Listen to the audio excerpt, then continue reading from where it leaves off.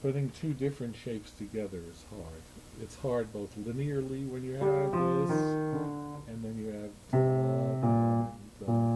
it's also hard when this is going stationary and this is going Yeah. upward.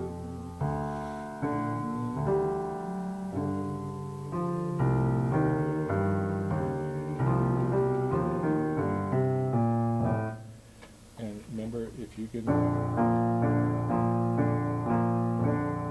so it's D's and F and B flat. You want to try that one with the right hands?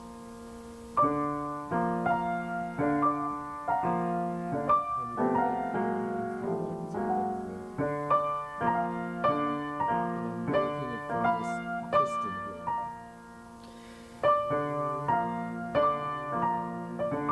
This is moving in and out. Like I'm turning the wheel of a steam engine. Another way of doing it is just to do some.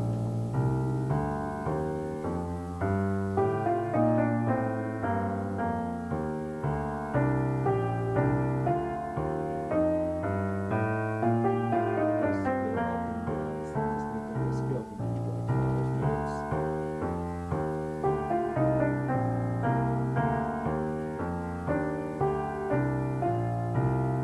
This is the solvent.